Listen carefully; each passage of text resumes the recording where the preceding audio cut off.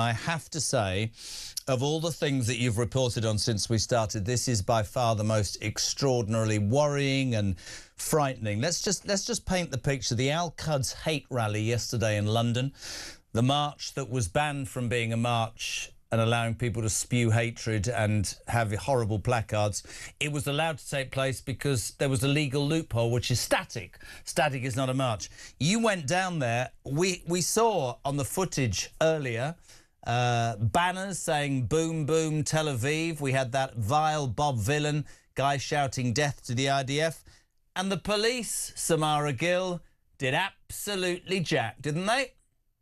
Yeah, I mean, that's actually the very G-rated version of what happened. It was one of the most violent, horrific, scary events I've ever been to. That's why I take offense to your comments, because I genuinely feel like I risked something yesterday going there. It was absolutely horrifying, the amount of Islamic extremism that was out on the streets, taking over London like that. I genuinely cannot believe the amount of people, thousands of people with signs of the Ayatollah, basically kissing him in some regard, like kissing the signs, you know, worshipping this absolute death martyr to no degree. And I was getting constantly mobbed by groups of Muslim men trying to film me, trying to intimidate me. It was one of the scariest things in my life. Because they knew you were reporting, so yeah? Yes, and they knew we were from Talk because we had the branding. We subsequently had to take the branding off to protect ourselves. It was horrendous.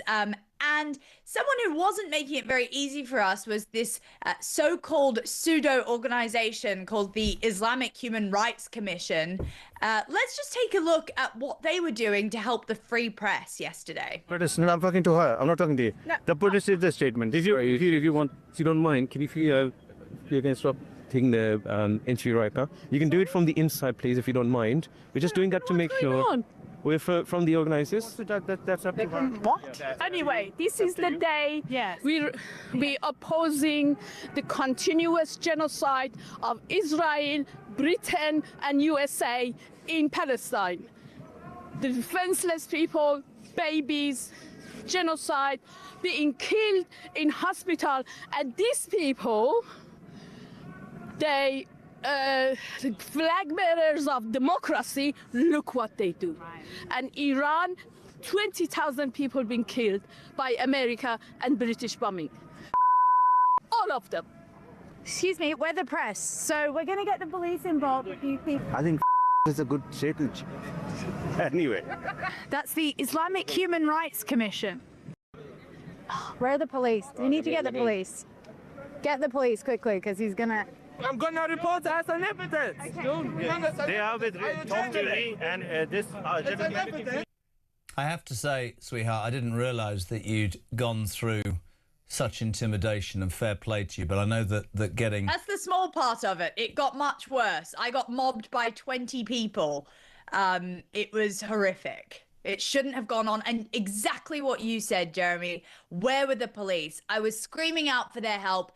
No one wanted to help us. The only person they did arrest was the boom boom Israel guy. I actually witnessed that, but but his skin color is white, and I think that they felt comfortable doing that. But I don't think they felt comfortable when there were people saying F Israel. You know, there were people asking, are you Jewish, to one of our Talk reporters, as if it was some sort of intimidation tactic. The thing for me is, and I hate the fact that as a young woman you've been put in that position, but I know that it's important for you to bring these stories. You talk about the police. And I felt safe, by the way. I've had all the training, you know. Yeah, can I just point out she's terrifying? You should see her in the office. Men cower when she walks down the corridor. But on a serious note, you talked about the hypocrisy of the police. That Bob Villain. I mean, the sheer hypocrisy when he did what he did at Glastonbury, death to the IDF. Nothing happened. The same yesterday. But I want to try and put it into context, because we're in a... And for people who think this is us being anti-anything, it's not, right? I believe, as Samara does, I think I can speak for her in free speech. But this was a hate rally. This saw Jewish flags being burnt. This saw placards, as she said, kissing the face of a man who sponsored global terrorism, who delighted in massacring his own people. If we don't call this out, and I tell you what I wanted to bring to your attention, Samara, is this morning in the news, and this is what happens. There's a university study. Did you hear about this? 20% of university students in this country now refuse to have a Jewish housemate.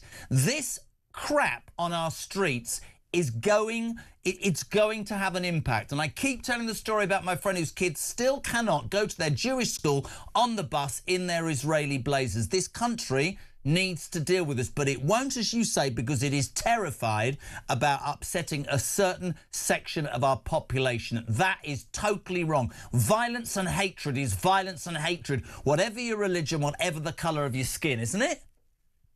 Completely agree, Jeremy. And look, I mean, Britain prides itself on tolerance, but tolerance should never mean tolerating extremism. You know, the fear that these ideological conflicts from overseas are now being imported onto the British streets is here. And yes, there were a lot of young people there, a lot of young people who did not know what they were chanting, what they were doing. As you say, there were children, you know, it was some sort of family fun day out, people getting their children to hold pictures of the Ayatollah and thank him for all that he's done, those comparing the Ayatollah to the Pope.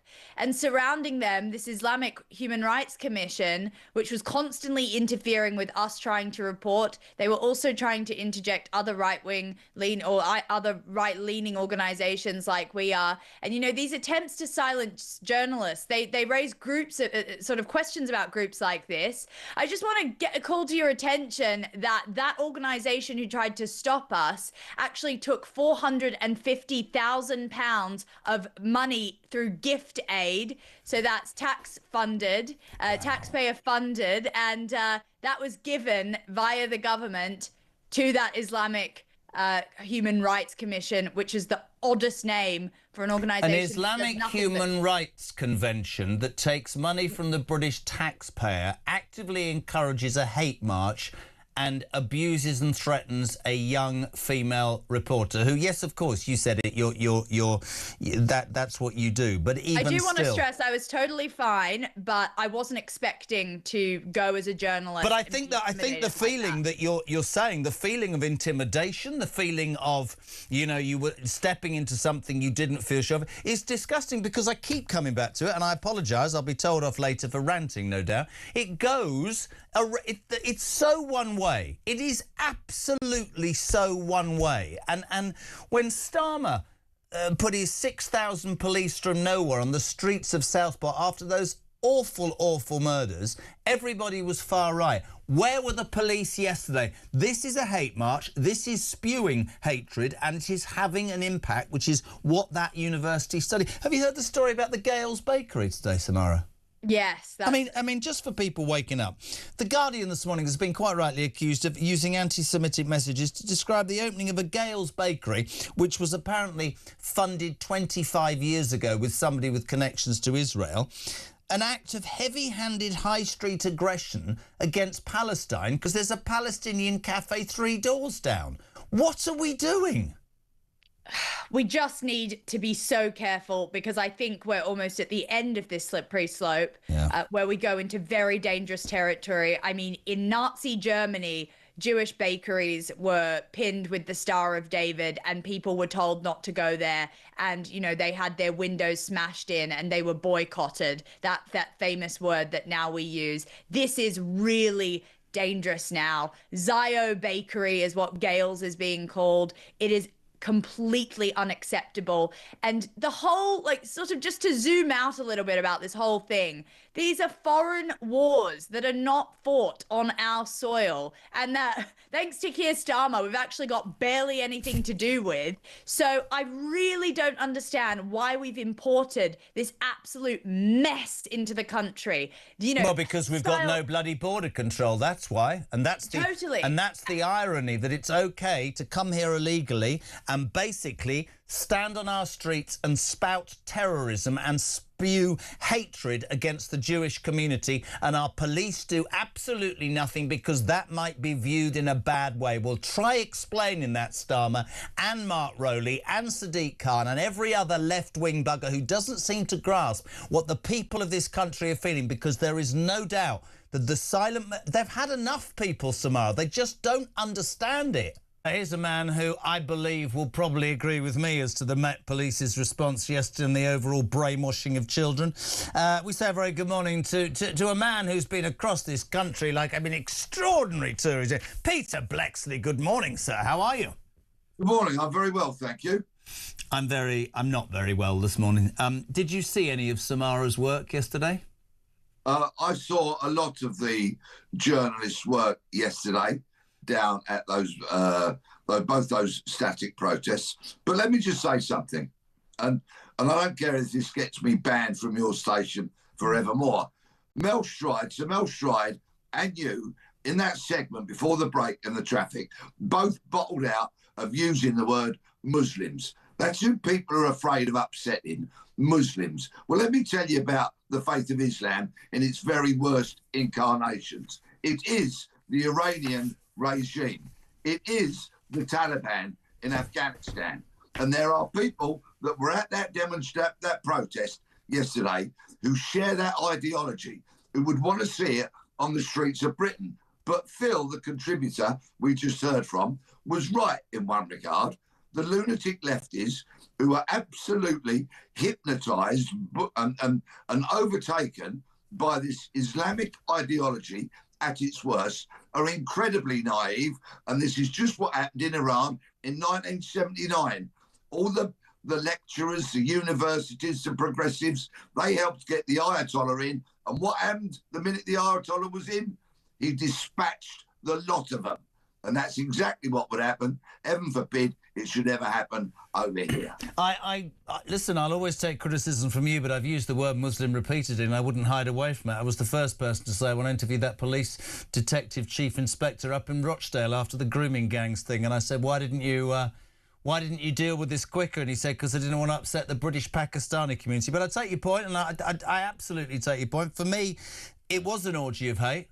It was an orgy of hate that is spewing stuff across our streets that is fundamentally wrong. And I'll ask you a question, because I've said this until I'm blue in the face. Why you, like me, would hate racism? You've got plenty of Jewish friends and you've got plenty of Muslim friends like me. Why is it that in this country now, Pete, racism is seen is only about the colour of his skin? How not the absolute degradation of the Israeli race? My friends kids still can't get their bus in their blazers. How is it that thousands of university kids are saying 20% of us don't want to have any sort of Jewish housemate? How is that not being policed? How is that not as bad? Because if the boot was on the other foot, all hell would break loose, wouldn't it? It's replicating the Nazis. That's what it's doing. I was driven home last night in a cab by a Muslim. I had my hair cut on Saturday by a Muslim. Generally speaking, decent kind of fellas. But if push comes to shove, we've had figures out recently that says 75% of moderate Muslims would happily live under Sharia law in the UK.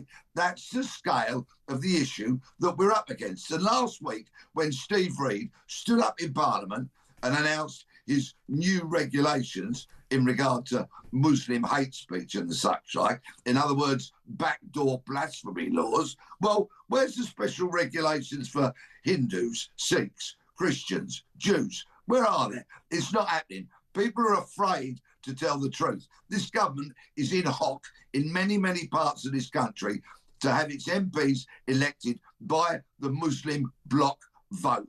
And people are not standing up and telling the truth.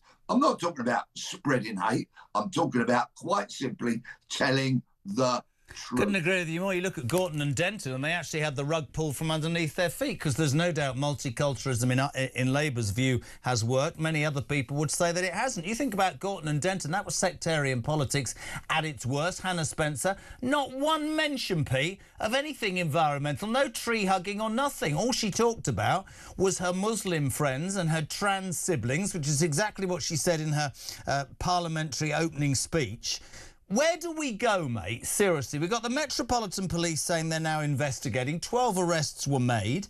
There is utter hatred on the streets. If when you look at it now, at your age, we're a similar age, where does this end up seriously without... And I have to say this, because we try and do both sides because it's important. It's really difficult to report on this stuff, right?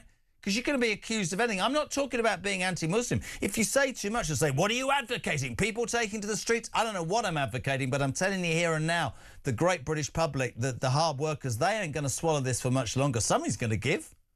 I'll tell you what I'm advocating. I'm speaking confidently on behalf of millions of British people. The first census taken after I was born in 1961 discovered that there was 21,000 people identifying as Muslim in the UK.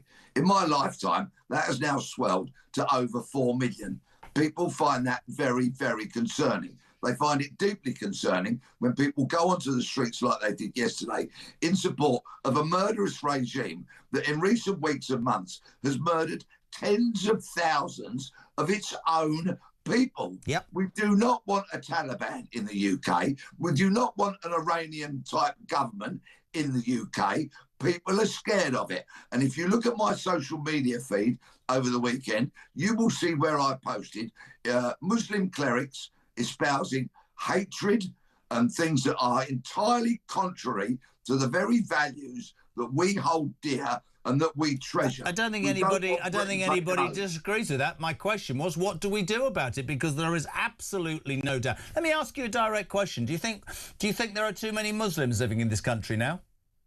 I think we have a big, big problem, as is borne out by MI5 and MI6. 75% whose workload is Islamic fundamentalists, terrorists who would blow you, me and every member of your audience off the face of the earth.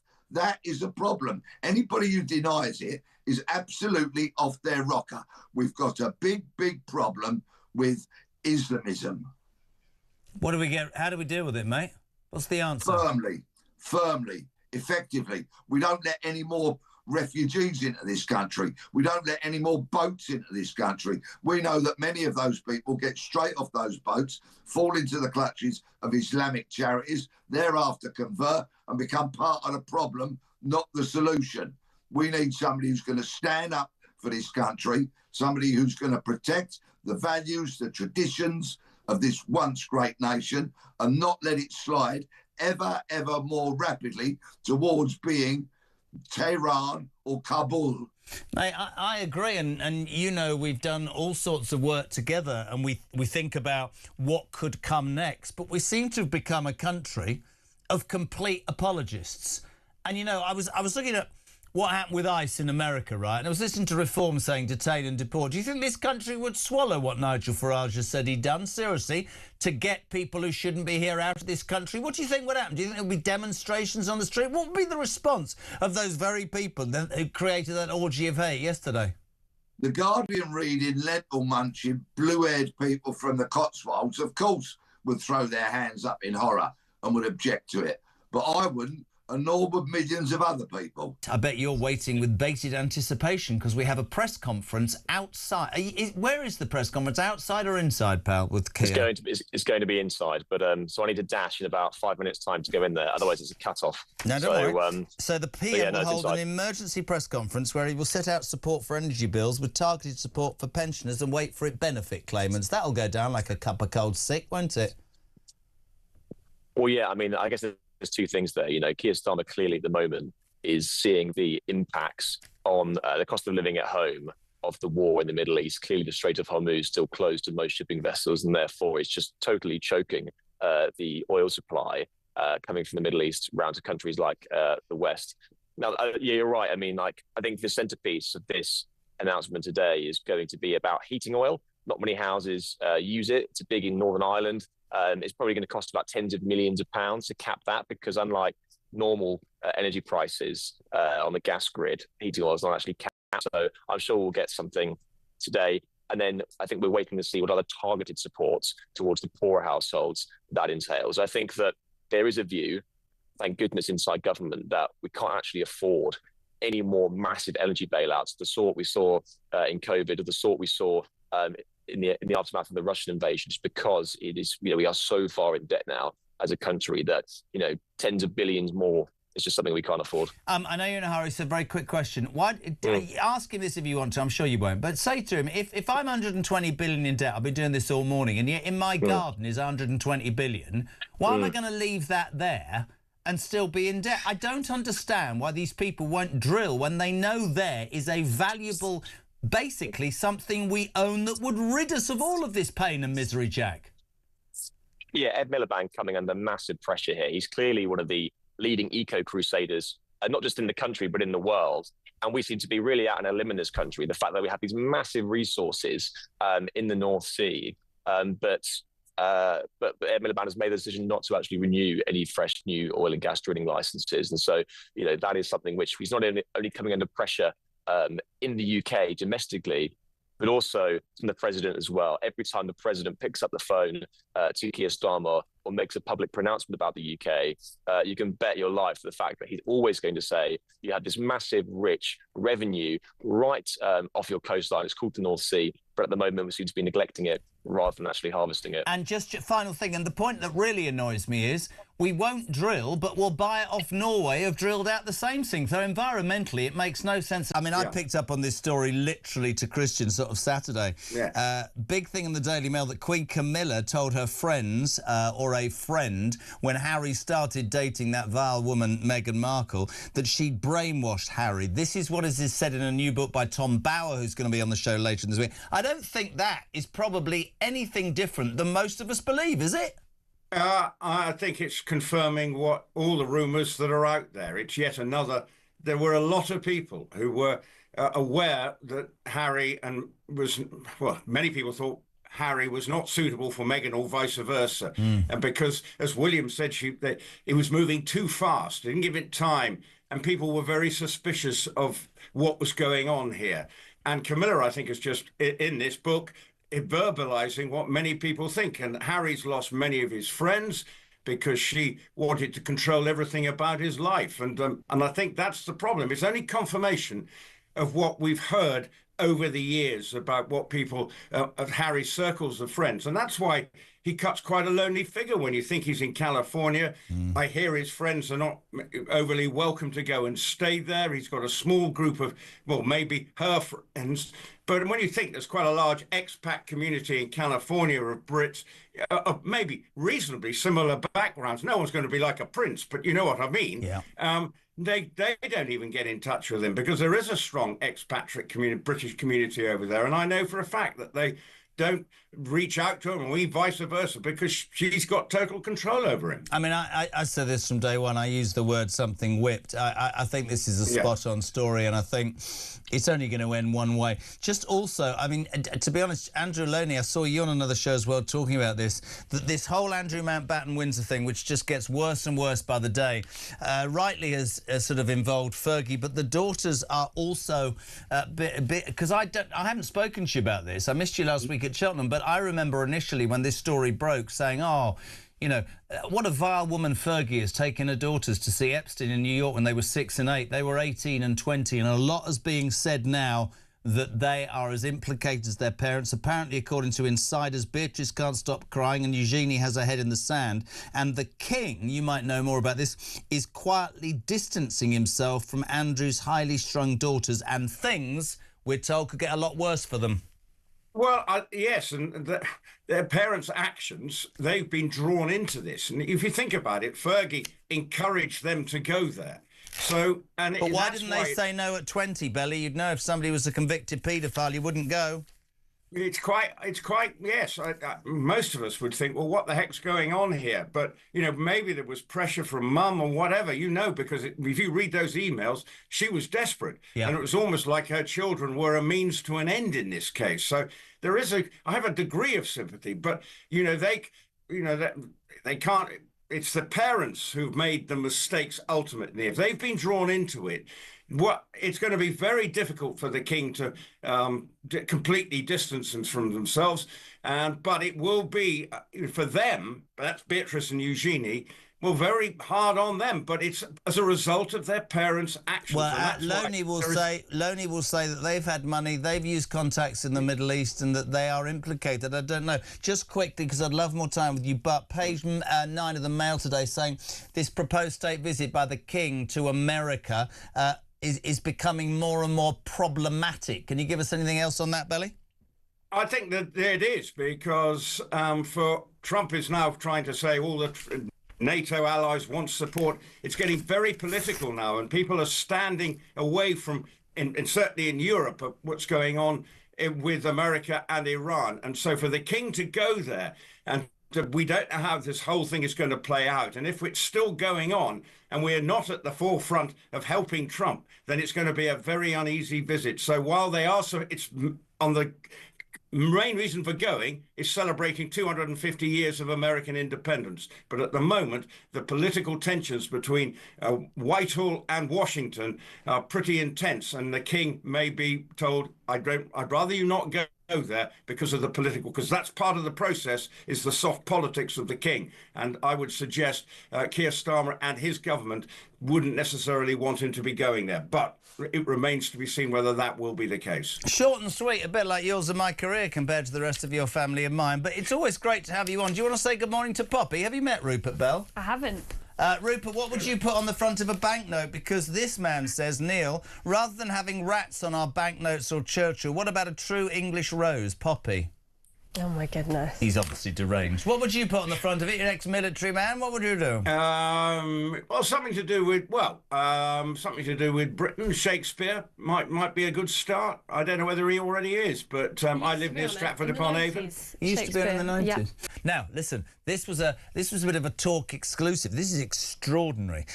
You're just going to go but I mean, this needs talking about. Dozens of police officers, and we've done a sort of, Rick's done one of his great jobs. The Talk investigation has uncovered a shocking plan of poor discipline and dereliction of duty across several police forces in England and Wales over the last 3 years. Dozens of police officers have been caught watching porn, playing video games or pretending to be at their desk whilst they should have been keeping our streets safe. 18 officers, Pete, and staff face misconduct hearings after being accused of accessing porn, inappropriate material. These figures were obtained through the Freedom of Information request. At least 11 were fired before they could be sacked, or resign before they could be sacked. It doesn't surprise you, that, does it? No, and across the country, the numbers are even bigger. It all comes down to, well, a couple of things. Number one, a lack of discipline. The D word has almost become a dirty word in some aspects of policing, because people think that they have the right to think freely and do what they want when they're in an organisation such as that. Well, actually you don't. You have to do what you're told. But also there's working from home that has crept into policing unbelievably. There are detectives working from home, and we wonder why crime rates are so low in terms of detection. It's absolutely ludicrous. So the management, the supervision, it's all failed. They need to reinstill discipline and get people back into police stations. That's if they can find one open. But this is the reason I wanted to do this today. To me, that sort of sums up what you've just said about this country, not just under this government, but where it's gone to. You have police stations that aren't open. You have senior policemen and women who, in your words, and you've told me enough times, are too busy climbing the greasy pole to actually care about providing the very service that they were put on God's earth to do, which is to protect the public. We have zero visibility of policemen and women on the streets. And you taught me something years ago, which is the way that you deal with crime is to get intel from the local community, and that's the way you deal with people. None of that. And you're right. I told you that story years ago about how a mate of mine's dad was a copper. He did 30 years on the beat. He loved it. And he left and finished because he told me, I used to be, if an old lady got burgled, right, and they smashed into her house or broke a window, you'd go round there, you'd mend the window, cup of tea, make her feel good, 4 hours. That was your job. Now you fill out a computer form, probably from home. Nobody gets to see a policeman. You get a crime number, and that's it. And that feeling of the police being around, irrespective of this, is prevalent and sums up where we're at, doesn't it, as a society? It certainly does. But the current breed of senior police officers will tell you that they're all doing brilliantly, and this is the way forward, and this is modern policing, and that anything that was done in the past, well, they threw that out. They threw the baby out with the bathwater in so many regards. But I've got friends and family that work in the private sector, and I've got friends and family that work in the public sector, whether that be the NHS, education, and the such like. And there is such a stark difference between the private sector and the public sector, which of course covers policing. We really need more people from industry, from business, to get into the public sector and start shaking it up, to start making people realise that public service doesn't mean self-service. It doesn't mean that you're going to be paid as a police officer to sit at home on your laptop, booking your holidays, watching porn or playing games. How can you police an area by sitting at home with a bloody computer, whether you're accessing porn or booking your holidays or not? How does anybody, whether they are trying to climb the greasy pole or not, how does anybody think that makes sense and that deals with, you know, increasing crime numbers? It can't. Exactly. And how do you dynamically react if some information comes in from one of your informants on the phone that there's going to be a robbery in an hour or 2 hours, and you're sitting in your home at your laptop many, many miles from the manor that you police? It's absolutely ludicrous. They need to reinstill discipline, get some order into the place. They also need to pay the rank and file police officers better than they do, but then perhaps you'll get some more goodwill and you'll get a better police service. You'll love this. There's another story in the Daily Mail. Police chiefs pledge era of openness to the public to combat misinformation. Oh, he's looking round the room. They are. Oh. They're going to be more open, the police bosses. Yeah. Yeah, well, I'm old enough to remember. You know that famous revolving sign outside New Scotland Yard? Yeah, I love that, yeah. Yeah. Once upon a time, the Metropolitan Police put on there open, honest and transparent. They're just reinventing the wheel. They're just saying what they said decades ago. It's complete nonsense. We don't need slogans. We don't need press releases. We need a police service that from the very top down to the front line serves the public and not itself. So we need senior police officers to get their noses out of the sort of promotion trough and give their officers the ability and the confidence to go out and police on the street. Is this working from home because everybody suffers from anxiety and you need to have a more balanced lifestyle? I mean, there's you. You were like the Sweeney, you used to catch people and bang them up. I would just like to commend and thank you for the line that you came out with, your penultimate line, about senior bosses getting away from their desks and supporting the front line. They need to support the front line, but they don't these days. They throw them under the bus at the earliest possible opportunity. And this is why policing is so fractured. It's why morale on the front line is so bad. It's why a huge majority of frontline cops are looking to leave. They can't retain police. They can't recruit good police because the management, the senior bosses are, quite frankly, idiots. I've got 50 seconds. It's also true that police are going to be encouraged to disclose an arrestee's nationality in case it prevents false rumours. Yeah. Yeah, well, of course, the data should be collected as to somebody's nationality, their ethnicity, their faith. All that needs to be properly recorded and made public so we can make a judgment call and governments can make judgment call on where resources need to be deployed and who needs to be stopped from coming into this country. It's in today, page 10 of The Sun. Trevor Kavanagh writes, World War III may be coming. How can debt-ridden Benefit Street Britain hope to survive it? Trevor, a very good morning to you. Welcome to breakfast. Good morning, Jeremy. I was just given a figure by Sarah Pochin, which even for what I do, terrifies me. £300 billion we'll spend on benefits this year, 55 billion on defence. It is not purely to Starmer. This is successive governments who've taken the easy option whilst maintaining foreign aid budgets and benefit ballooning budgets and cut our defences, and we're now incredibly vulnerable, aren't we, Trevor? Yes, we are. And of course, the first duty of any government, whichever party it may be, is to defend the nation. And frankly, we are in a situation where we risk being totally defenceless. We cannot afford new warships and we can't build them in time for the current emergency. We cannot provide the sort of aircraft on tap that we need, nor the submarines, nor even the drone capacity that we should have, because we haven't got the petrochemical industry anymore to provide the plastics that we need to build drones. We're effectively, as Jim Ratcliffe of INEOS, the petrochemical company, points out, we're effectively defenceless.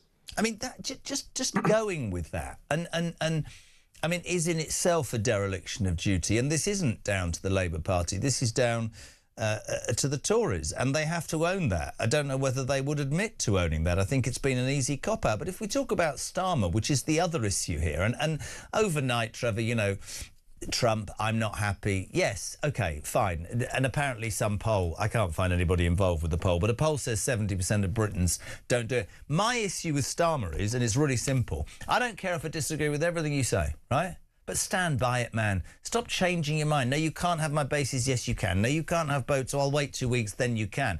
Is it not fair to say in your political experience, the way you deal with somebody like Donald Trump is you deal with him by staying consistent, playing your part and sticking up for the truth about this country? If we're not in a position to help him, or Starmer doesn't want to help him, stick to your bloody guns, man. But he doesn't. The flip-flopping is what drives people insane, Trevor. But that's what you've got. I mean, Starmer is a flip-flopper. He doesn't study the situation and then make up his mind according to the facts. He's always looking for another fact to get him off the hook. And there isn't another fact to get him off the hook on arguments like this. We are either in or we're out. And we have to argue, if we're out, a principled argument, a principled stand, which justifies our decision to abandon basically our closest and most important international ally.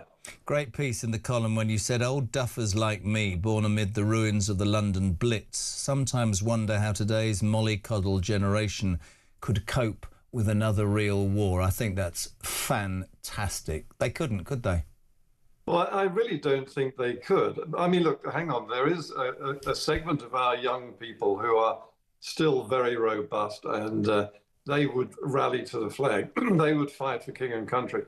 But there is a very significant minority who wouldn't lift a finger and would resent any suggestion that we are running to the aid of an ally, particularly the great Satan America, and maybe even more particularly Israel.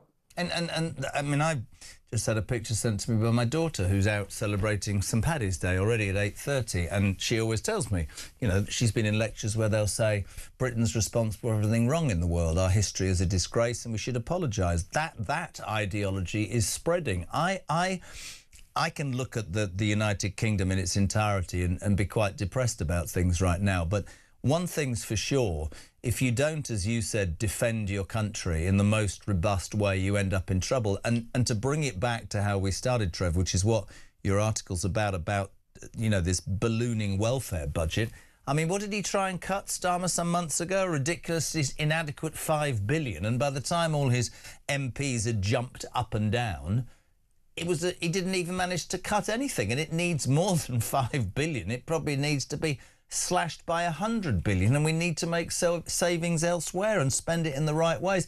Doesn't have the courage, the political fortitude to do that, does he? I'd vote for you as Prime Minister immediately, Jeremy. You know, going back to this attack on our history, I was walking past the National Gallery in Trafalgar Square yesterday, and I heard a young tour guide lecturing these innocent elderly visitors to the capital about the inequities of the British Empire, how it stole and rampaged through the world, stealing arts and enabling slavery and so on. And I actually turned around and went back to them and said, do not believe a word this man says. We ended slavery. We ended slavery. This is the official tour guide telling visitors to our country. Do you know what? Do you know why I love having you on and I love doing this? Because you know, my dad's no longer here, but he would be. Maybe I am turning into him. Britain was proud of itself. Yes, Britain's made mistakes, but we seem to look backwards. We seem to be apologising for almost everything. But do you know what really sticks in my gut, Trevor, is all these people who either come in here illegally or are brainwashed by an ideology. Excuse my French. Why don't they just sod off somewhere else? Because you patently don't like my country. You patently take from my country while slagging every part of my country off. And I don't even understand why you want to be here. That's the real thing for me. If you're going to come here or live here, play your part, be part of it, embrace it and help it. Don't slag it off whilst we're wiping your backside. To me, that's what's wrong. All of that is true too, but the important thing that I think we should worry about is that, for instance, this tour guide was British. He was white. He was quite young. He was the product probably of our education system, our universities, our colleges, all of which denigrate our history as much as they possibly can. They're looking for grievances that they can pick the scab off. Anything that they can point that is derogatory to the British record through 2,000 years of history. Do you think they'd be here with their mollycoddle lives unless the people, their forefathers and mothers, had fought for the rights and the liberties that they fought for? Do you think these kids, and I'm with you, it's one of my bugbears, do you think they've any idea of not only hardship, but should they not understand the gratitude that we should have? I mean, when people say to me, oh, Winston Churchill was a racist, well, he'd be German, you idiots. That's I don't even understand it. And maybe that's an age thing. And I rail against the fact, and I hope you're right. I want the younger generation to be aware and to be proud of this country, even where we are in the world right now. Well, I think the big problem is, as I say, it's partly education, Joe, but it's also the left-wing tendency and ability to seize the language. Yeah. I mean, they are the ones who, right from the beginning, silenced any criticism of immigration by branding anyone who was opposed or had an argument against as racist and fascist. And the same applies now to genocide, a word which does not apply to any current conflict in the world, but it's being brandished around as the hallmark of where the evil is being committed. And as long as you've got the language and the ability to inflict it on people who are not fighting back, they will have the dominancy. And I think that we face, don't forget that I pointed out in the article that it's 80 years, 8 decades since we last were involved in a conflict as a country, a serious conflict where we actually suffered the consequences here in Britain. And people have totally forgotten that. That's 3 generations almost. And that memory has gone. And all they can remember now is the fact that they've got social media in which they carry out their own form of propaganda, talking to idiots on the other end. I was remembering, as you were speaking, the old man in a care home during COVID and going to see him. It makes me smile. Going to see him through the glass. And I made the mistake of saying to Patrick, you all right? He went, of course I'm all right. I was about 3 weeks in. I said, what? He said, well, we did this for 6 years. He said, there's more food than we ever had with rationed and the doors are locked and the women can't get away from me. And I thought to myself, do you know what? I mean, I know we laugh, but that resilience, that fight has gone, man, hasn't it?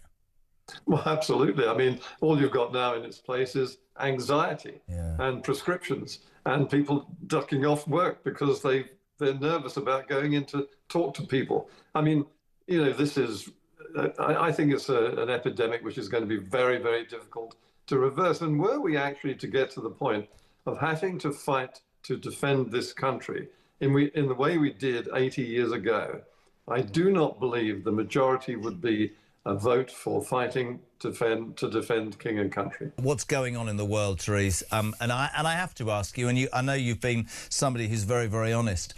I don't blame Starmer. I blame successive Tory governments. I blame 20 years. We find ourselves in a position that cutting our defence budget, which I would have thought was the first duty of any government, is to defend its country. We are patently ill-placed in terms of how we look in the world in terms of our defences. Starting with Cameron and well beyond, it was always an easy cut. Turns out that was a bad decision, doesn't it? I think historically, actually, the UK has continued to spend over 2% of its GDP. It used to be one of the very few NATO countries that did that. I've got no doubt that there have been definitely a number of issues in terms of equipment procurement and some of the other factors that we're seeing now.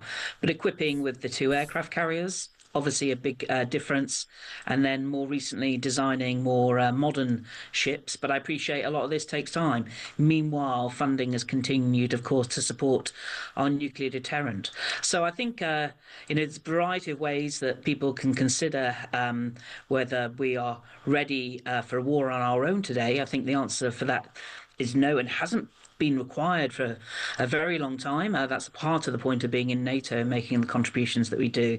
But inevitably, does seem what embarrassing that it seems been so slow to get things like HMS Dragon out, and our relationship with Cyprus is very special. Hindsight's great, and what I love about these conversations is people always just are very honest and open. In hindsight, successive governments shouldn't have cut the defence budget so badly, should they? I'm not convinced that defence spending is actually being cut. I appreciate it may not have kept up with aspects of inflation, and that's where we've seen a big change, I guess, in what's happened. But in terms of its proportion of our GDP, which is the usual way of kind of benchmarking this, that from my recollection has not gone down. But inflation has definitely harmed some of the activity, but so has project management. But it's key that we support the government in trying to make improvements. But some of this still relies on judgment and speed of agility and making those decisions on where we deploy and how we deploy, including. Just talking about the government before we talk about meningitis, you were around a few prime ministers. I can't even imagine how many. Deputy Prime Minister to Liz Truss, Boris Johnson. Who else did you serve under? Theresa May? I served, I'm one of a handful of former MPs who served under every Conservative Prime Minister. When you look, without making it personal, at this man, and I wanted, today I used the example of 70% of polls of people saying we don't want to go to war. What I, as a voter, feel massively about this man is that there is no leadership, there's no courage, there's no political DNA. Even if I, Therese, would spend my life disagreeing with everything he says, think of Corbyn. I had some sort of respect for Corbyn when he stood entirely on his principles and nearly beat Theresa May. This man doesn't stick to anything. I don't think we should kowtow to Trump, although I think we should. Bases, yes, no. Minesweepers, yes, no. I get the feeling that a man who came to power saying he was going to put country before party has turned out to be a complete and utter liar on that front, because he seems to make decisions entirely on his little circle and how it does for him politically. Would you agree with that? I think a long-standing criticism is that he's a lawyer, not a leader. Yeah. And it does seem that he will U-turn on the drop of a hat at the flick of a poll, and that is concerning. But I will also say I don't have access to the information anymore that the Prime Minister and his current cabinet do. So I don't want to overly judge on the situation right now. I think what's worrying, though, is a lot of investment went into the relationship with President Trump, understandably. Yeah. And actually, President Trump is the person who said he didn't want to be having wars. But when things like the Five Eyes intelligence are at risk, risk of that not being shared because of the current inaction by the government. That is worrying, not only in the short term, but the long term. And it's those long-term relationships, the messy handling of the Chagos Islands, the Diego Garcia base, all of this, you know, the lawyer, not a leader, not considering what is really in our country's best interests. So that is what those are what worry me. Completely. Got a couple of minutes more. Let's talk about this meningitis scare. I'm at pains to, you know, Front of the Sun says it was about vapes. I'm at pains to sort of calm people down, and people will get concerned about this. 2 people have died, 11 still in hospital. They say it started in a nightclub, close proximity, etc., etc. You were Health Secretary. There's some criticism this morning. They've been criticised for waiting days before issuing that public warning. They're damned if they do and they're damned if they don't, Therese, aren't they? I think that's fair. That on Saturday, the UK HSA was informed. They started work on the close contacts. Clearly, this has spread more quickly than they expected, and fortunately, they've now identified specifically which strain it is, so that is useful. But it is important that people get vaccines. It so happens young people have not been offered this vaccine routinely, except since 2015. So I think there is a question now for the government to make that decision, recognising this is an unusual expansion of meningitis. I've had meningitis myself in the past. That should they proactively start offering the vaccine? Without fearing people, is there a danger, because I haven't got long, bless you, is there a danger this could spread nationwide in your experience? I think it's unlikely, but there are definitely clusters. And at the moment, the meningitis vaccine is actually available for treatment of other diseases quite freely. It's provided to try and stop gonorrhea, as an example. So it's being deployed around the country. I think that the government should consider being proactive about university students and offering everybody in that bracket the opportunity to come forward and get a MenB vaccine. I think that would be a sensible step. It's only been brief, but I'm delighted having had you on. Will you come on again? I'm sure I'll find the opportunity to come on and speak to the other Jeremy, as it were. Can be cut off another time. I'll very happy to come and chat to you. Let's look at this story. The Jewish music producer subjected to a shocking anti-Semitic attack in North London. It's a horrific headline. Sadly, not a surprising one, because we're seeing more and more of this. Our reporter, Talk Breakfast reporter Samara Gill, has been right across this. Samara, morning to you. Tell us more. Morning, Ian. Yeah, I completely agree with that description. It is shocking, but it's not surprising, you know. Even when I showed up to his studio to record the interview, I was thinking, and I listened to him, and I saw the tears in his eyes at what happened to him, which we'll get into in just a second.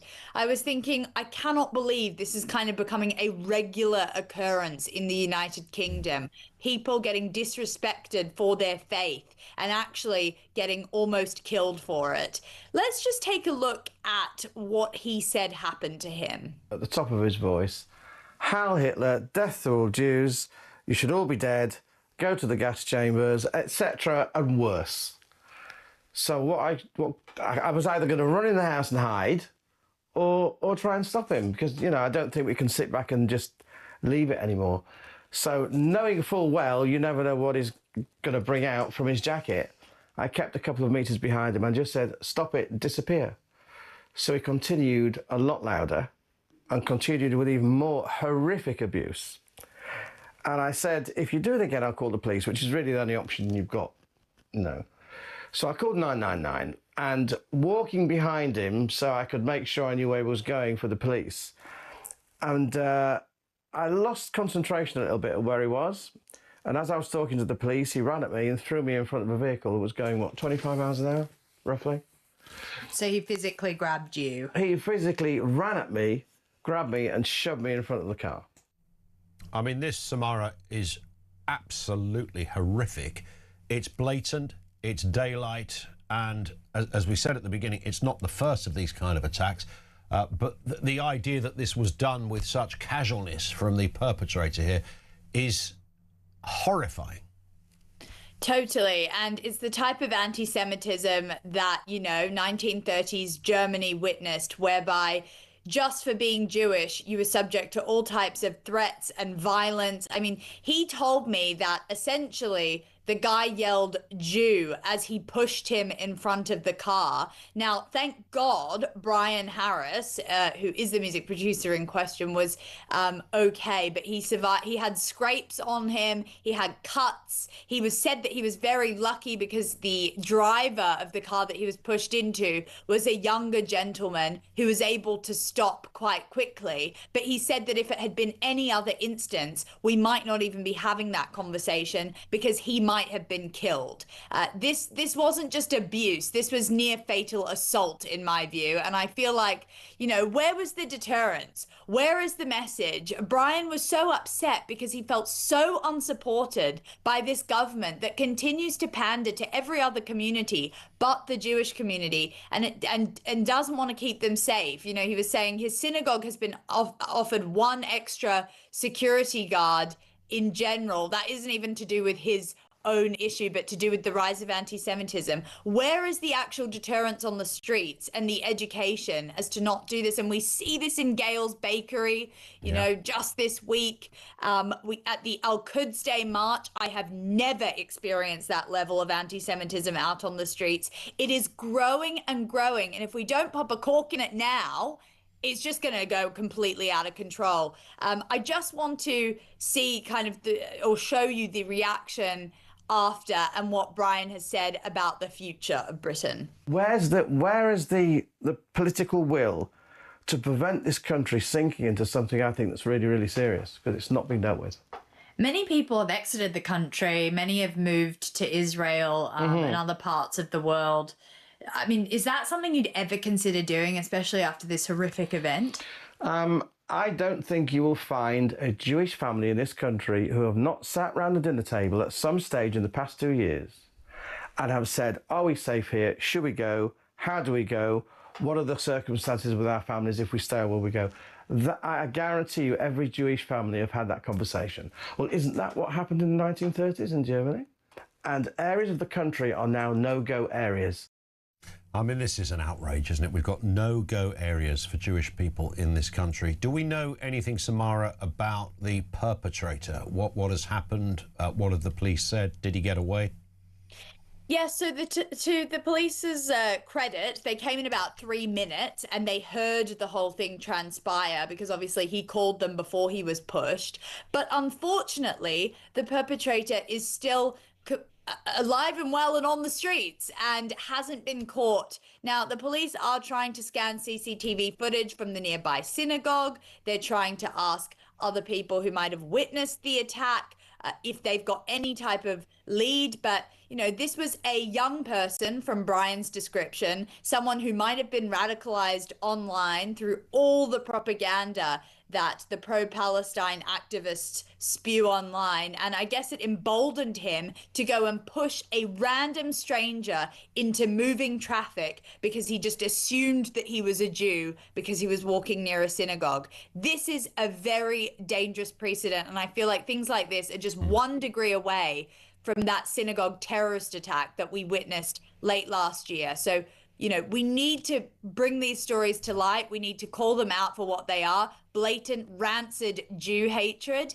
And I'm just very thankful that Brian is okay. And he's an avid watcher of Talk and a massive fan of yours, Ian. So he's just a lovely guy. And it was just harrowing to see what had happened to him and what he'd been a subject of. You could see he was very affected by it still. Dr. Alan Mendoza joins us, Executive Director of the Henry Jackson Society and Reform UK's Chief Advisor on Global Affairs. Good to see you again, Alan. I mean, it is, you know, we've talked a lot this morning already about these kind of growing cases of anti-Semitism. They're not just little moments in the street. Some of these are violent. Some of them are almost lethal. They're horrendous and they're on the up. What on earth is going on? Well, what on earth is going on, unfortunately, Ian, is the legacy of years of doing nothing about it. The reason anti-Semitism is growing in the UK is because the penalties for anti-Semitism have not been made clear or enforced to those who have been perpetrating them. And we've seen a massive increase over time as anti-Semitism has, you know, come to the fore from people who might not have said anything anti-Semitic a few years ago, but have felt that they've been empowered to do more now. So it's, you know, unfortunately, it's a trend that's stemming now from the far left, from Islamist sources, that's responsible mainly for the increase, and that is causing a huge worry for Britain's Jews, I think. Absolutely. And when you hear a experienced civil servant, former civil servant, speaking out in this kind of way, I think we should sit up and take notice. Well, yes, exactly. I mean, the idea, if someone's come out and said he believes Islamism is rife in the civil service as an ideology, it does accord with things that I hear from civil servants I know who are worried about the impact of this particular ideology within the people who essentially ensure Britain runs. It's difficult to challenge it, apparently, and people are scared of being called racist if they call it out. And again, let's just be very clear. This is not about Islam as a religion. This is about people who believe in Islamism, which is, if you like, the political version of Islam, which they feel it should inform every aspect of life.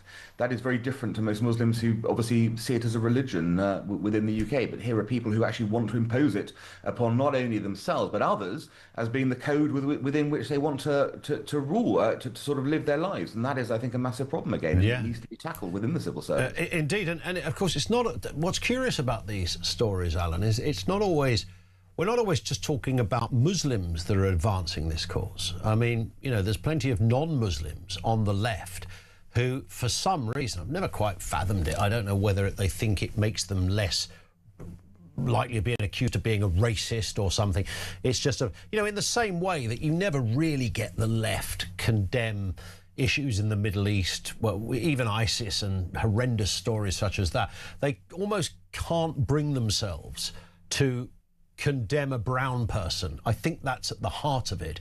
And it goes against everything. It feels as if it's sort of counterintuitive to everything they stand for. And if they start talking about Islamism, political Islamism, then that might make them a bad person. Is it that, or as simple as that, or is there something else going on here? Well, it's a bit more complicated. I think you're right, of course. There is that, kind of prevalence of, me white bad, you not white good.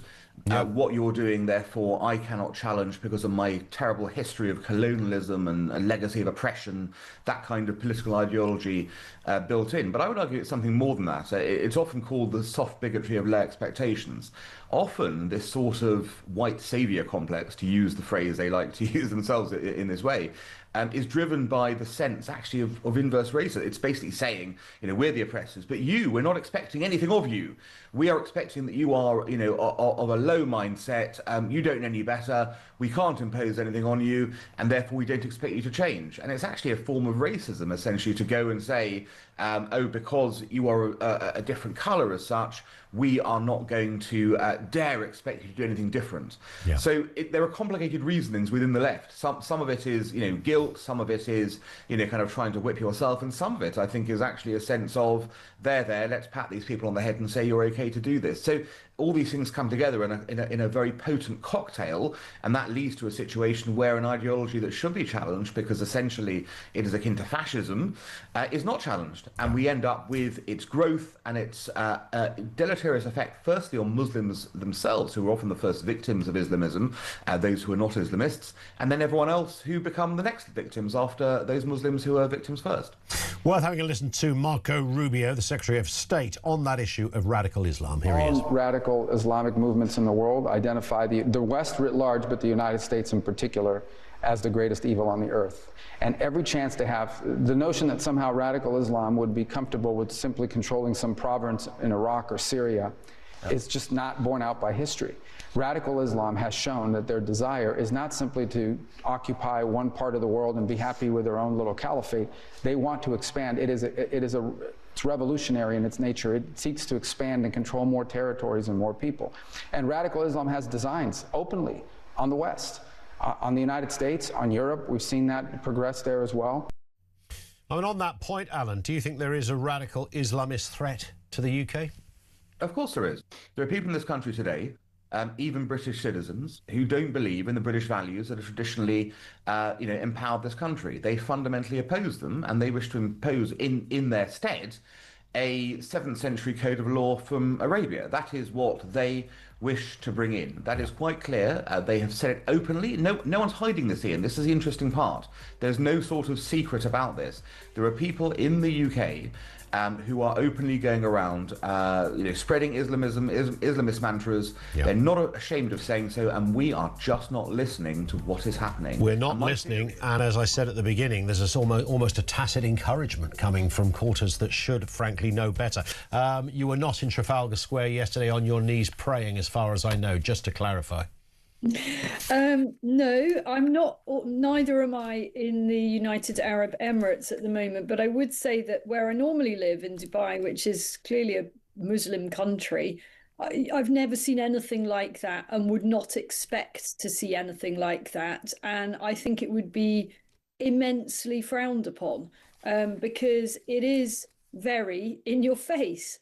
And that is not how cultures that respect each other's differences actually operate. I've seen, I don't want to go into too much detail of this because I don't have the story right to my fingertips now, but I think that there have been various iftar celebrations. So that is the breaking of the fast after sunset inside churches in the UK. I'll come back on that if I can get the picture. Oh, I can't wait for that. Goodness me. I do have a problem with that. I really do have a problem with that. Now, I mean, I've been brought up a Christian. My family were very, very dedicated to their faith. You know, my parents were, it was a very important part of their lives. And my mother was always very keen on interfaith dialogue. So I'm not against that at all. You know, people of all religions and none need to talk to each other. And I enjoy understanding what other religions believe and their value system and so on. But I don't think we need to put it in each other's faces. Indeed. And do that in central London, I do think that is an act of religious aggression, actually. And that's the point I think Nick Timothy is making. And it's interesting, you talked about being in a Muslim country where you don't see that kind of stuff. The fellow that cuts my hair is a Muslim, and he was saying exactly this to me. He's from Jordan. And he said, I had to almost look up what Sharia law was when I came to this country. He said, because it's not something anybody really talks about in Jordan. But over here, these conversations are live and they're real. He said there's loads of things going on. He said that they're just not really recognisable to him as a Muslim. So something's happening. And we spoke earlier to a bishop on this point, Isabel, who's written a letter to the King suggesting that this country has lost its Christian identity. What do you say to that? I really fear that's happening, and it's happening fast. And I mean, the acceleration of this in the last year, I think, has been quite extraordinary. You know, although I do live in the UAE for much of the year, I'm also back and forth all the time, and I'm very well tapped in to what's going on all over the country, thanks to all the people that write to me, that share images and so on. And this is the acceleration of this is quite stunning. You know, you've now got, we'll all notice it in the supermarkets, much bigger signs about celebrating Ramadan, marking Eid. Somebody sent me a message yesterday of a school head teacher put out a message to everybody about the timings of Eid celebrations and so on. I've got no problem whatsoever with our pupils in the UK learning about all the different religions and their festivals, but there seems to have been a pivot in the last year. And that pivot is a strong pivot away from our fundamental Christian heritage here in the UK towards a whole new system. Yeah. And I'm very, very concerned about what that means for our culture. It's fine if it's lightly worn, but mass prayings, and it's not the first one we've seen. I did a story for Talk about 6 to 9 months ago about those scenes on a beach, on the beach down in Bournemouth. Yeah. That is not wearing religion with delicacy and discretion. You know, I can't think of the Christian equivalent. Maybe we have church choirs that do carols in stations. It's not quite the same thing, is it? Carols are something we can all enjoy, something that's part of our heritage. We invite everybody to join in that. What I see there in those images that we're playing to Talk's viewers is quite excluding, I would say. I think that is the word I would use, and it's intimidating. And by the way, where are the women? I was going to say, there's a distinct lack of women in that press. Well, what's that all about? I mean, that's a whole, that's a whole other story in this respect, I guess. You mentioned the word pivot, and there's a lot of pivoting going on, whether it's in religion or whether it's in politics, Isabel. And we know that, the Labour Party can't quite, they're sort of, licking their finger and sticking it in the air and seeing which way the wind blows. Or we were going to be a bit reformy at one point, and Keir Starmer gave a speech that apparently had nothing to do with him about the island of strangers. Now, of course, it appears after a bit of a wounding in a by-election and a few more headlines they didn't much like, they're going more to the left. And who do you unleash on the Labour Party when things are going leftwards, or who unleashes themselves? But Angela Rayner, because she's back on the scene and she's got teeth and she's on manoeuvres, Isabel. Well, she's always good for national entertainment. I don't want to see her running the country, but I've got a great deal of time for her spirit and energy. She's a lot more interesting to report on than Keir Starmer. But if she is the answer to this nation's problems, then I don't really know what question it is that's being... we are in a very serious time, not just because of what's going on in the Middle East, but because of the state of our economy, which I think is absolutely teetering on the brink. We had a zero growth recorded in the last set of economic indices. We know what's happening with youth unemployment. It is shocking. It's above the average of our key competitors and parallel economies in the EU.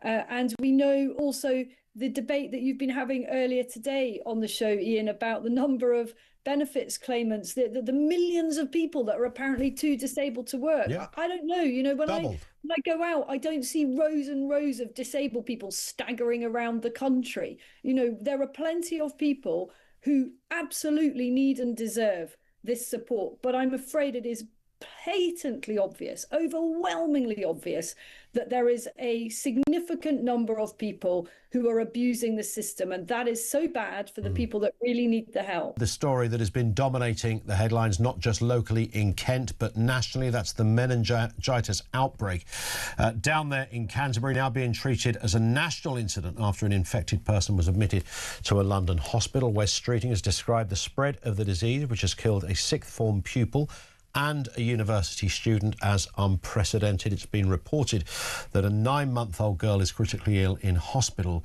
with the disease despite being vaccinated against it. And we know the number of cases of meningitis being investigated has now risen to 20 from 15.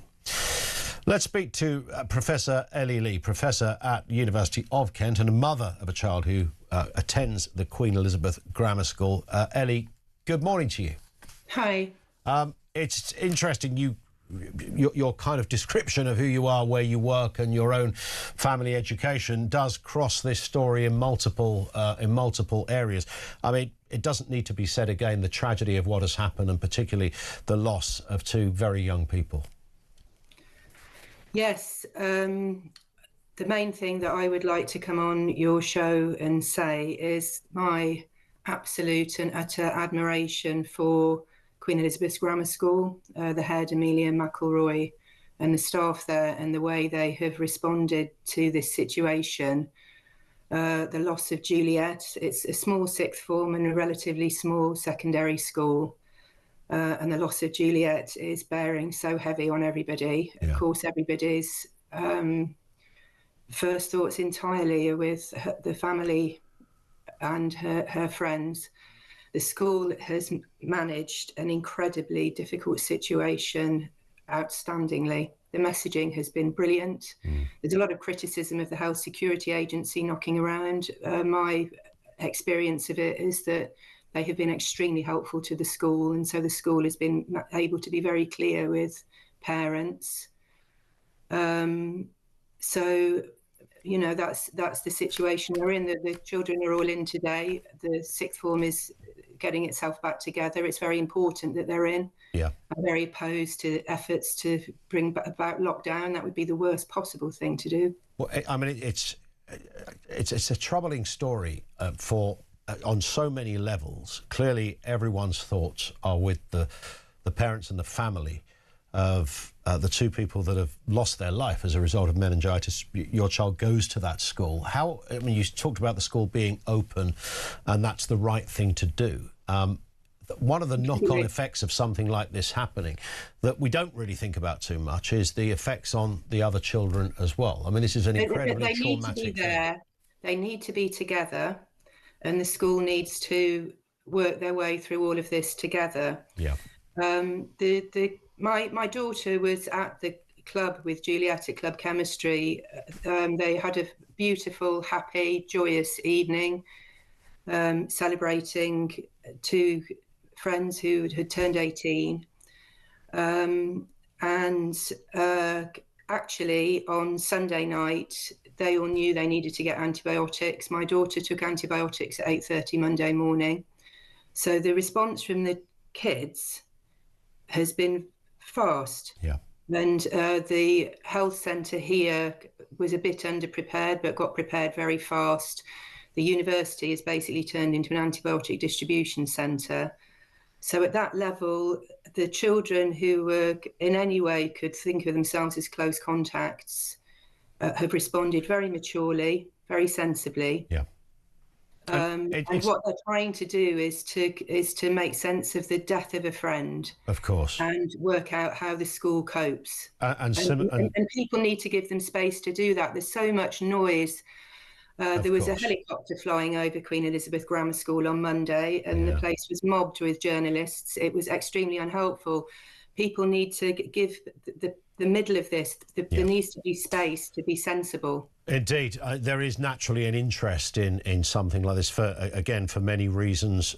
Lots of people talking about what happened in the nightclub. I mean, there's various. Nobody yet knows, whether it's sharing vapes, whether it's people kissing, whether it's coughing, whatever it happens to be. I mean, all those questions will be out there, and who knows whether anybody ever gets to the point of knowing precisely where or how this started. But started it did, and those numbers are on the increase. You also lecture at the University of Kent, of course, the other area affected by this, where a student has died. Give us your response as to what's happening at your own place of work there. I think that the university has tried to be very sensible. I mean, term actually ends on Friday. We're in an assessment week. There wouldn't have been any teaching this week anyway. The university is trying to do its best through provision of, using the Senate to provide antibiotics to anybody who considers they need it. My students who I teach should have been doing an in-person exam on Monday, actually. The exams were put online. I think people need to understand, though, that part of that was to make sure as complete as possible completion of examination, because you don't want a few people not turning up. Yeah. So it's not, I think that people, so obviously I'm in a slightly different position. I'm my daughter's mum with Queen Elizabeth School. At work, I'm a member of staff. Yeah. So it's slightly different considerations. The thing that overlaps is the absolute importance of adults trying to keep their minds sound and calm, and to not do things that inflame unnecessarily. And the script that is coming into place far, far too quickly is the COVID script, and this is not. Yeah. It's a different infection. Is that, I mean, just on that point, I mean, obviously a university is bigger than a school. I know the University of Kent reasonably well. It's a big campus, and is there panic there because of those headlines and because of those rumours that are sort of fuelled in a kind of COVID sense? I think that's unfortunately what's increased over the week, and this is what I mean is that I think that people who are reporting on this, I think we could do with a lot less report. And honestly, I think we could do with a lot less reporting. Yeah. I think that we could do with the health authorities and people that run the institutions at the centre of it, having time and space to calmly deal with the practical and very difficult problem in front of them. Speculation and rumour is so unhelpful, because it makes it very, very difficult to do the right thing. I mean, part of what it's done is I think some students have been panicked into leaving the university. Yeah, that is the worst issue on that. Are you in England or Dubai? Am I allowed to ask that? Have you managed to get back yet? No, so I'm in the UK at the moment, and frankly, I'm rather glad I'm in the UK because Dubai had a pretty awful 24 hours yesterday. It really was tough. They had 7 missile alerts in the space of 24 hours, and a lot of them were through the night. And I know that people living there, you know, they're getting a little bit weary. When you have to get up in the middle of the night and keep going into basements and so on, that is tough, but it is a small price to pay for what we all hope is going to be a whole realigned Middle East. But there have been some pretty serious developments, not in relation in particular to the UAE, but in relation to the whole conflict in the last 12 hours. Not all of our listeners will have caught up with Trump's extraordinary message on Truth Social, in which he lashes out at Israel over an attack that they made on an energy facility in Iran, which then prompted Iran to attack a major facility in Qatar. And what Trump has done is distanced himself from Israel. And you can imagine just how significant that is. You know, the gap opening up between the two countries that are basically supposed to be in lockstep on this whole campaign. The implications of that are potentially very, very significant and serious indeed. And the implications of the hit on the energy plant in Qatar are also very significant economically. And we've already seen a massive spike in gas prices. 23% we broke that a minute ago. 23% gas is up and petrol. Many people will say on this show, oh, you permanently compliment Trump. No, and here's a point where I'm going to criticise him. I do think we should have been at the forefront. I do, and sat and watched him say this will be in and out and no boots on the ground. And I watched him win the election based on no foreign intervention. I think he thought that this would fold quicker. There was a mass funeral yesterday for the head of intelligence in Iran, and hundreds of thousands took to the street. We can still talk about oppression, but it doesn't seem that the people are turning. I'm a cynic, right? That message on Truth Social, criticising Israel, could well be him doing what he usually does, because Europe will not join him in the Straits of Hormuz. I suspect this might be his way of getting out and blaming Israel. I've no idea. I'm just going to throw that into the mix. But he has to be listening. His main national security advisor's resigned, apparently talking to J.D. Vance before him, I read. It doesn't seem to be happening. There's no doubt Iran sponsors terrorism, had nuclear weapons, and the man and that government deserves to fall. But I don't think that Trump is being viewed the same as he was 2 weeks ago in terms of his intentions and his success, Isabel. It's a very, very odd way to conduct a war, to turn on your partner in that war in public. That is astonishing. It will cause all manner of problems in the conduct of this conflict. And, you know, from the point of view of the Gulf nations, trying to have a sort of half-assed off-ramp at this point. Sorry about that analogy. It's not quite right. You did get me out of bed early. No, I like the fact. It's the first time you've ever said half-assed. I'm going to keep playing it back. I loved it. Thank you very much. I mean that. I just don't think that is the worst of all worlds. I think, you know, particularly for the region, for the wider world, of course.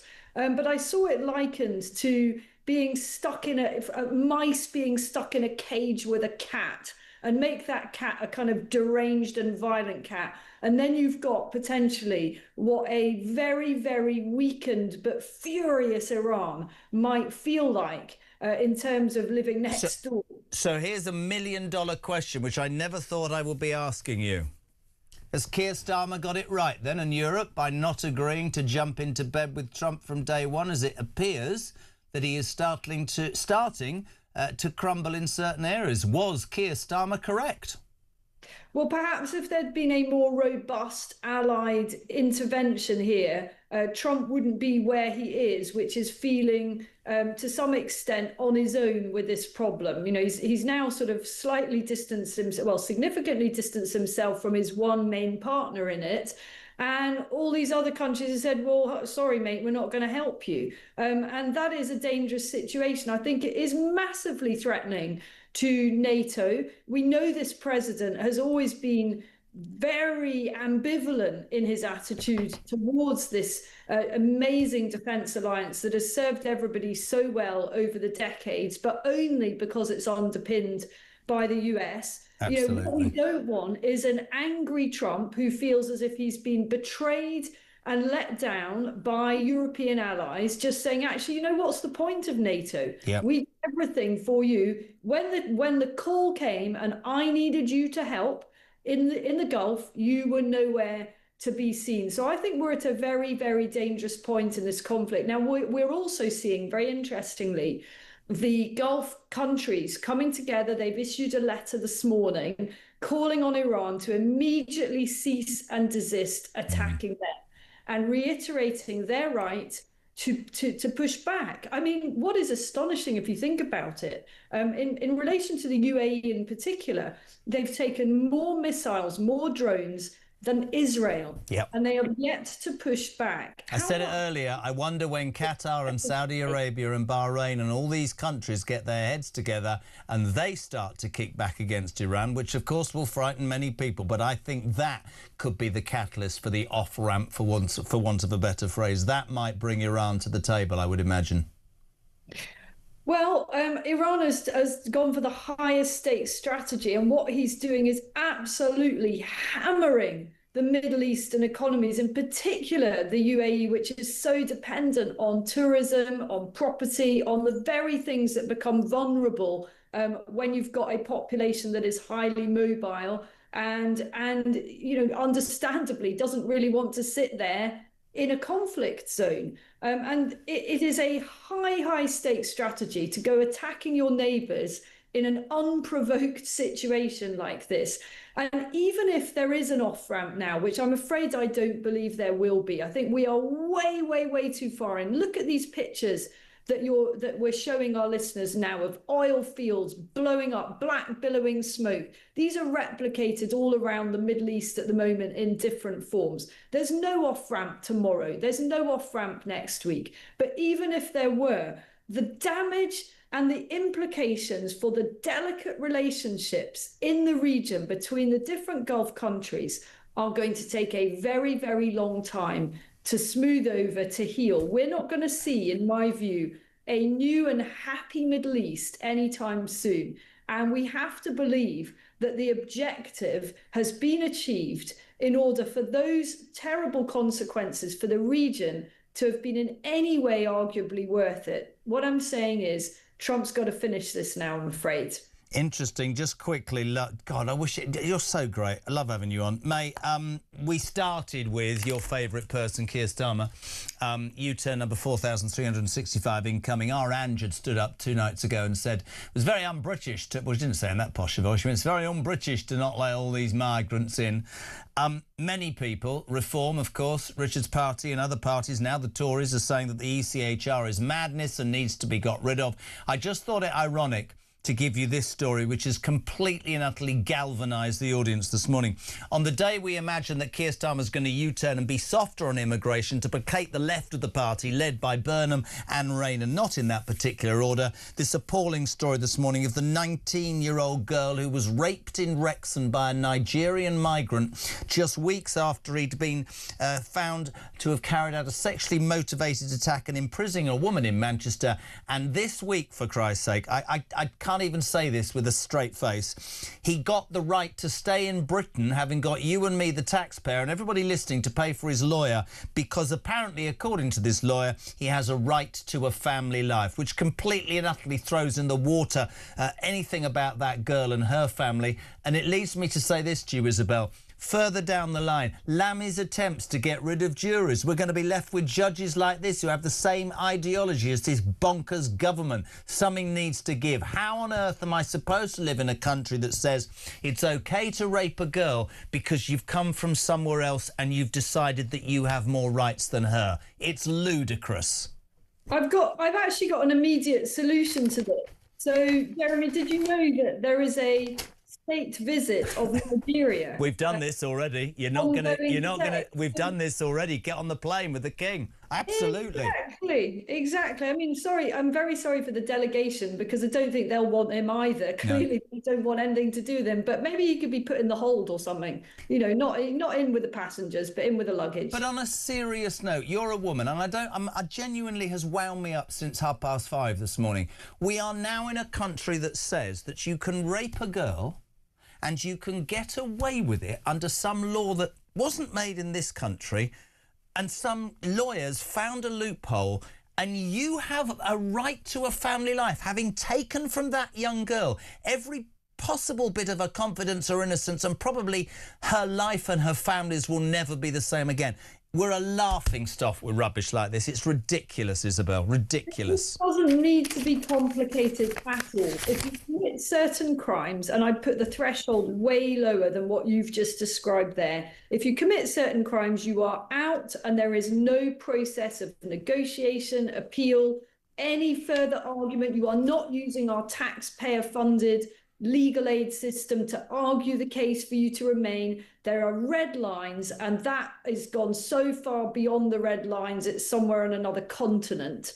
We absolutely, a future government would change this. I'm just saying, if it were a reform government, I'm sure Shadow Home Secretary Zia Youssef would be saying exactly the same thing, that there just would be no negotiation here. A very good morning to a man who made it to the higher echelons of politics, the Deputy Speaker of the House of Commons, who's probably... Oh, where is he today? Are you in some foreign clime, Nigel? No, La Rochelle in France, Jeremy. So I just got the call about 10 minutes ago, so I had to rush from my croissant to get back to my hotel room to do this interview, but good to talk to you. We're very grateful for you, my friend. It's all because Robert Jenrick can't tell the time, but we'll be dealing with him in 10 minutes. I wanted to talk to you, actually. I wanted to play you something, if I can. I've never heard of Andrew Snowden before, have you? Yeah, of course. He's the Lancashire MP, and I remember talking to him just before the general election, and I said, Andrew, if 2 Tories get elected for Lancashire, it's me and you. And if there's only one, it's going to be you. Unfortunately, he did get elected, only by a few hundred votes, but thank goodness, because the clip you're just going to play your viewers is something that I woke up to this morning, and I texted him immediately, and I said, well done. Starmer was like a startled rabbit without the headlights. It's simply because... This is Andrew Snowden, ladies and gentlemen, basically asking the question, what the hell is the point of Prime Minister's Question Time anymore? Take it away. Every week the Prime Minister comes here and reads out this pre-scripted nonsense that bears no resemblance to the questions he's actually asked. The Leader of the Opposition asked him about Peter Mandelson and he answered about the war in Iran. The Leader of the Opposition asked him about Mandelson again and he answered with an attack on the Shadow Justice Secretary. He was asked about Mandelson again and talked about protests in London. What is he scared of? What is he hiding?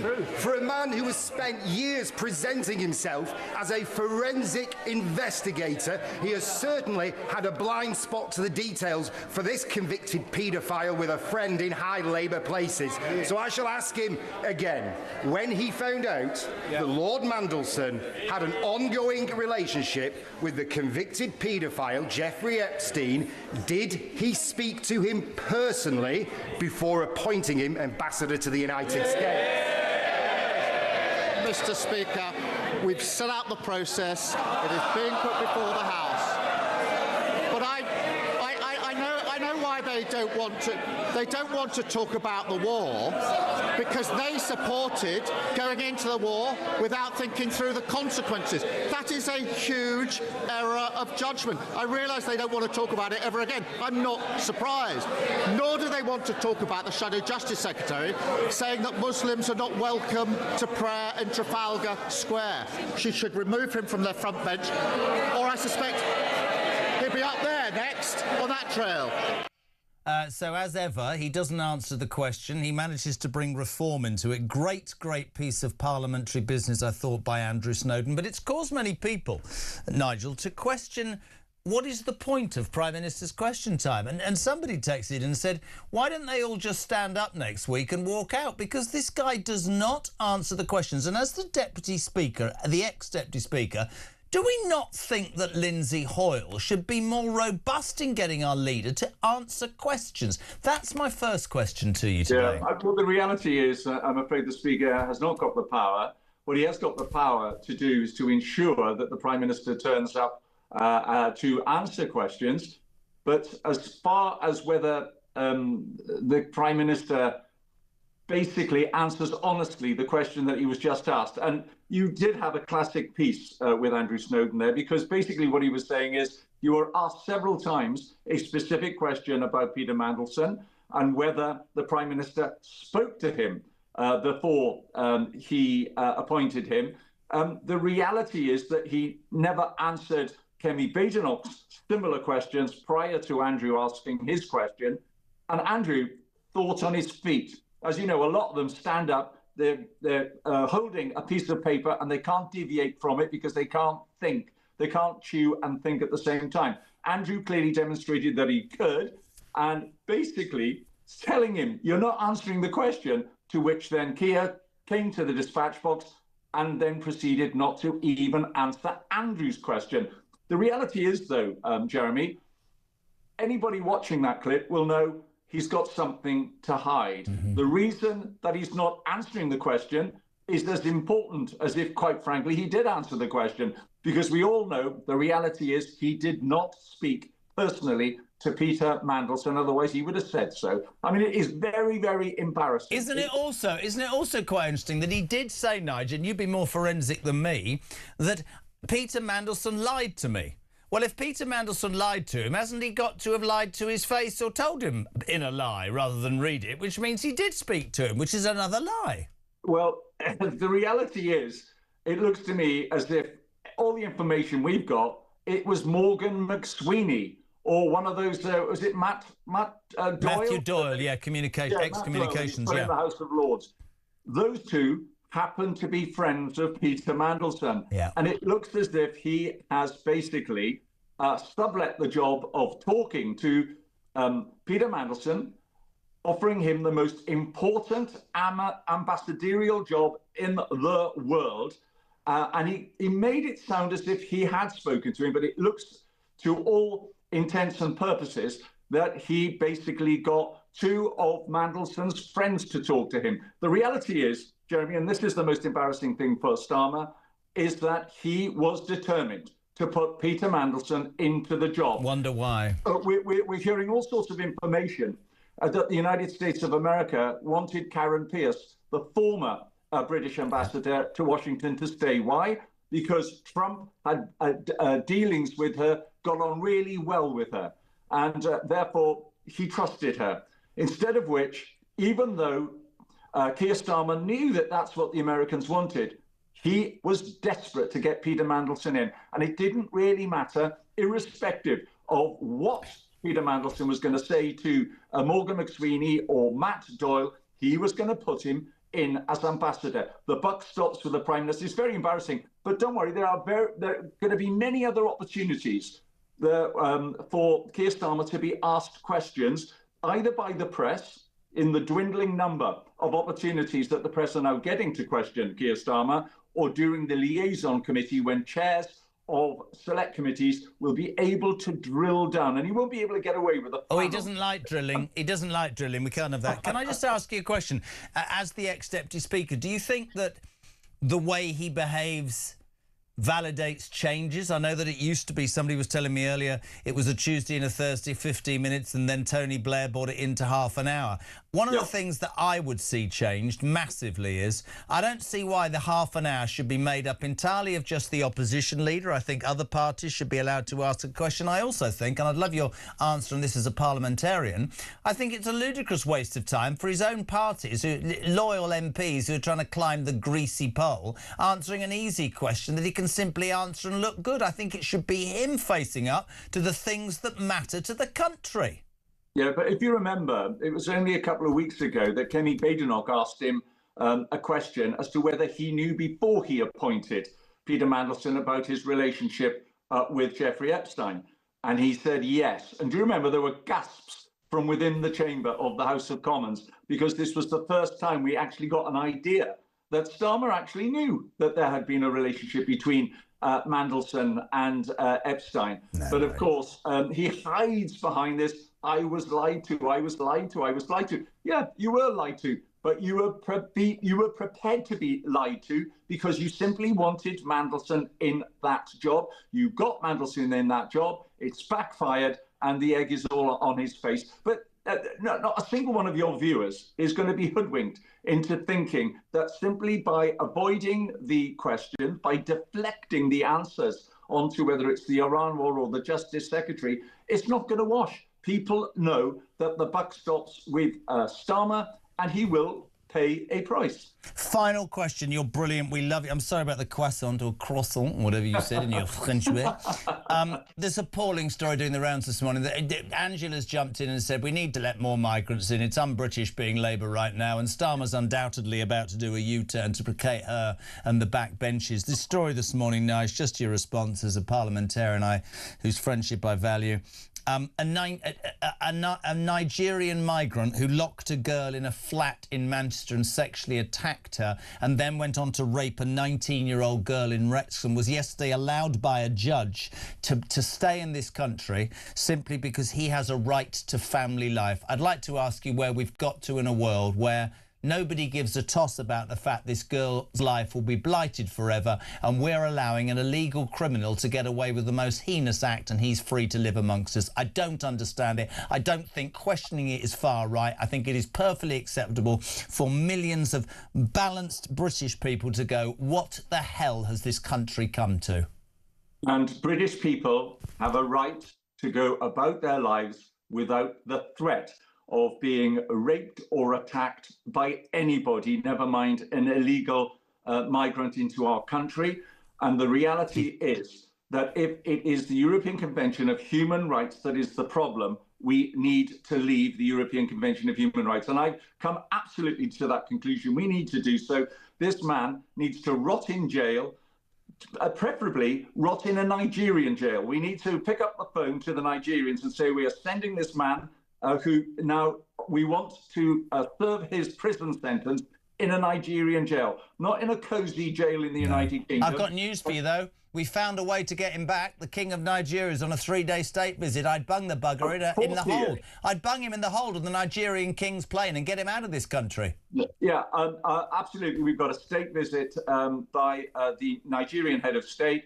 We need to sit him down. There's going to be a conversation between him and Starmer. Starmer will have every opportunity to say, we will pay, and it will be a fraction of the cost of putting him in a British jail, put him in a Nigerian jail, and this man must never step foot in the United Kingdom again. And quite frankly, we need to leave the European Convention of Human Rights. Anybody from abroad, I don't think even where they've been given leave to stay, if they commit a crime in this country, they need to be booted out of this country. And you've got the figures there. 60-odd thousand illegal immigrants have come into the UK since Starmer said, vote for me and I'll stop the boats. I think it's absolutely appalling. And it's heart-wrenching for people to read that story today when we know that we can prevent this sort of thing from happening.